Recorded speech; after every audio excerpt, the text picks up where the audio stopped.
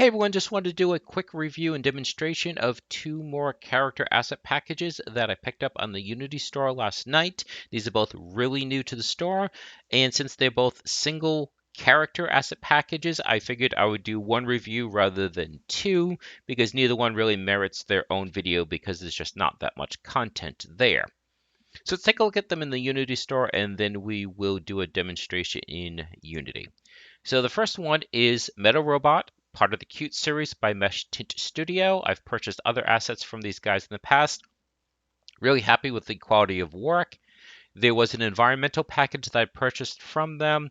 I asked them if they could add a few assets to it on a non-exclusive basis, which means anyone who bought the package would get access to those. I would still compensate them, of course, but at a discount since it would be increasing the value to everyone, and they declined. And that's fine. I'm not looking to vilify them. I just want to let you know that with this particular studio, what you see is what you get. That if you want a variation or some additional content, they definitely charge a premium, and that is certainly their choice.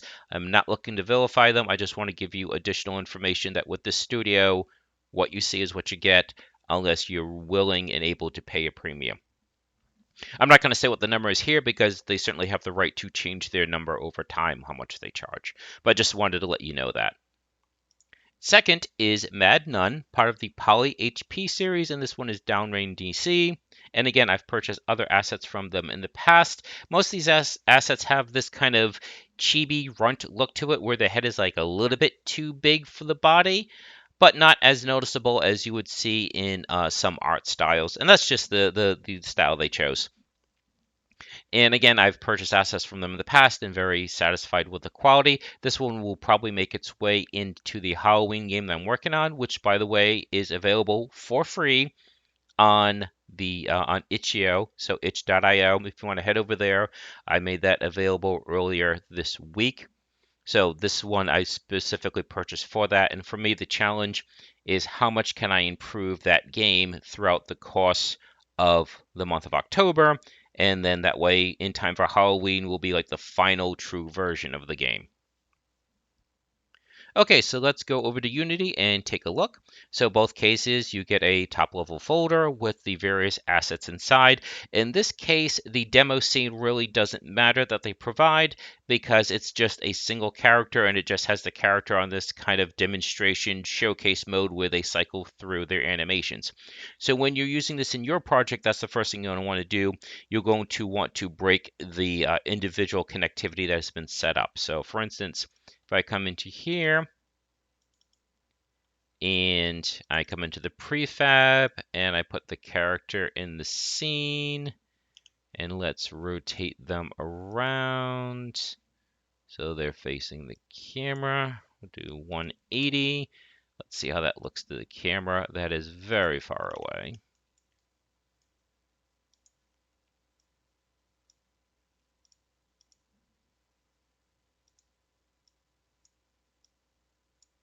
How's that? That's pretty decent. So let's run that. And so like I said, it's just going to go through their animations. Like I said, kind of that, it's similar to that chibi style where the head is a little bit too big for the body, but again, not as dramatically as some art styles. And so those are the animations that you get. So what you're going to want to do is you're going to want to go into the animator for it, and you're going to want to just delete the arrows because this is what's making it cycle through all of them. So I'm not going to do all the deletions. We'll just delete the ones I need to get to, yeah, that should be enough for the demonstration. Okay, so how would you use this? So clearly you would attach your, either if you want to see the character, you'd be using presumably a third person controller as opposed to a first person controller. And so I've already made one. So let's see what we have here. And really, this is just how to call the animations. Again, you would have to do this in conjunction with moving the character. So whether you're using, transform dot forward, you're moving them forward, or they're strafing left or right, so transform dot right, that kind of thing. So in this script, what this is saying is in the update section, so every frame it's going to check for a key press. It's going to look for the space key. And then if that happens, it will play jump underscore 01 because typically the space button is jump. So if we run this now, so now it should stay in idle because we deleted those transitions from one to the other. But if I hit space, they jump. Now you would need to put an arrow to bring it back to idle. So jump 01, so make transition back to idle. Even though it passes through these, it's not actually linked to them, but if you find that messy, you certainly can move these around. And now we'll do this. There we go. So it's really that simple.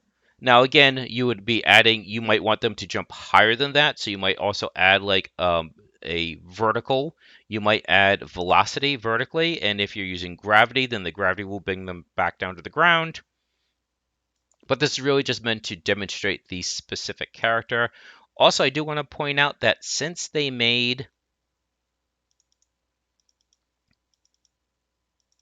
the book and the axe separate, you could do things like when they do their attack animation, make this be invisible. So what you could do is you could like say briefly disable the mesh renderer and then instantiate this and have it have velocity. In other words, you're creating an illusion where this one disappears, this one appears and is thrown at the target. So you're basically giving them a ranged attack that they're throwing the axe at their target. And then you can either have another axe spawn in their hand or you can have the axe returned to them like a boomerang. So that's one of the nice things about them creating this separately is that you can do that, is that you can use it as, rather than just being part of the character, you could use it as a projectile. Okay, so I think that's about for this first one that. So let's now take a look at the other one. So let's delete the Mad Nun and go to Metal Robot. Again, there's a scene, but it's just him. So he did include, let's see some notes here. So post-processing stack. So I haven't installed post-processing, I don't think. Let's see, where's the camera? Yep, I guess I do have post-processing installed because I don't think these would be here if I hadn't installed it yet. All right, so let's actually use his demo scene. It should be similar. It's just going to cycle through the various animations.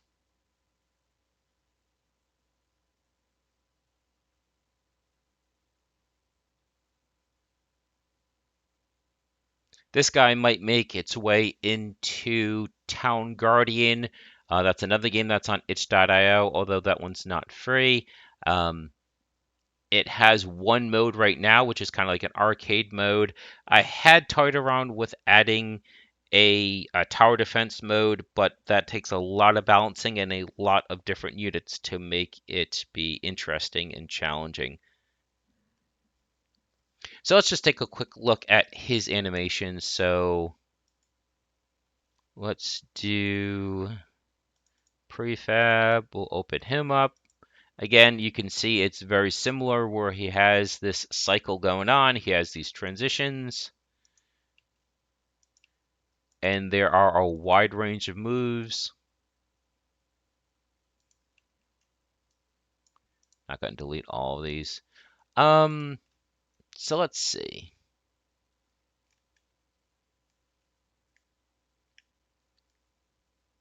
So jump in place, jump with root. So let's do.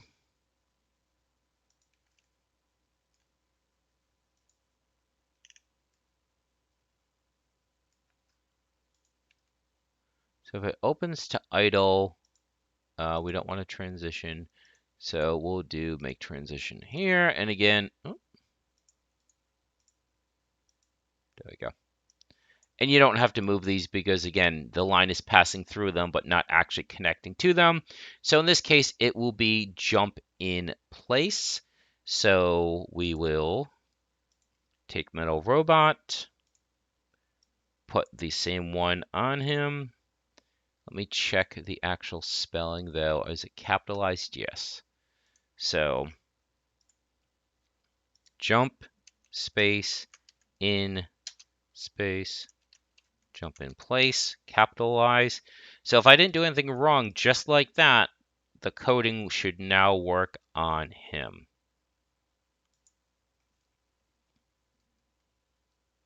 So again, since I deleted the transitions, he'll stay in idle. I'll hit space. So what it is doing, he's going through a jump animation, but he's not actually moving. So in the other one that we saw, they were vertically changing. Here, there is no vertical change. So this one, you would add velocity to. Let's look at the other one because there's one that said jump with root. So let's see if that has him actually having distance covered vertically. So we'll do that.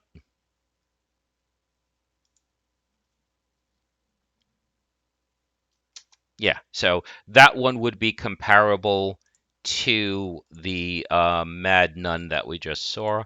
And just like the last time, we need to jump with root, make a transition.